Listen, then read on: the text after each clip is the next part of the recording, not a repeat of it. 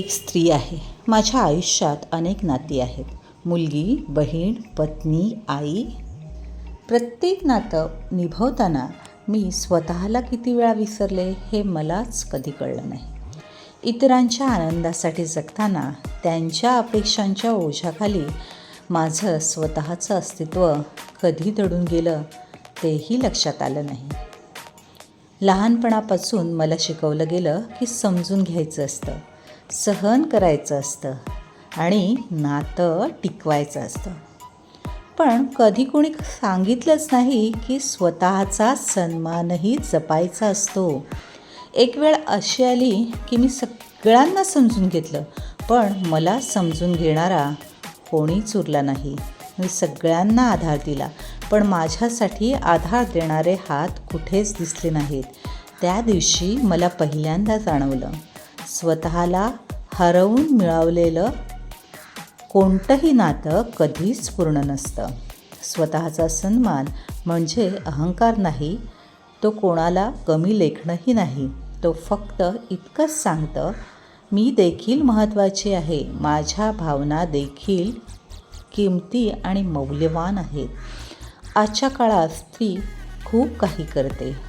घर सांभाळते, व्यवसाय सांभाळते, नोकरी सांभाळते, नाती जपते, स्वप्न पूर्ण करते. पण हे सगळं करताना ती अनेकदा स्वतःला विसरूनच जाते.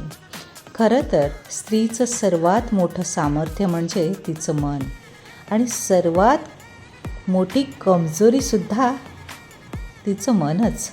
कारण मनापासून प्रेम करते, मनापासून नाती जपते आणि म्हणूनच कधीकधी स्वतःलाच दुखवून घेते.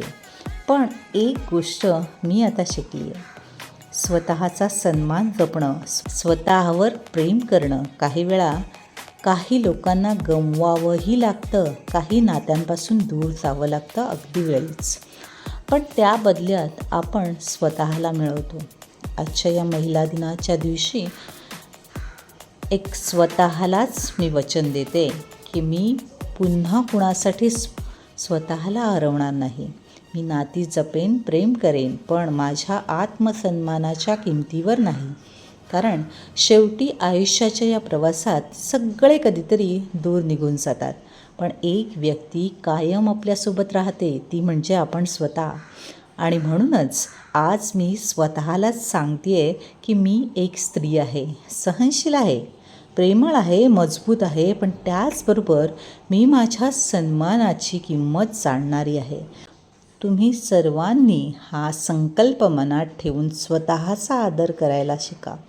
आणि सर्वांना या महिला दिनाच्या मनापासून खूप खूप शुभेच्छा. चित्रा राऊत, स्वानंद इन्व्हेस्टा. 9819667599.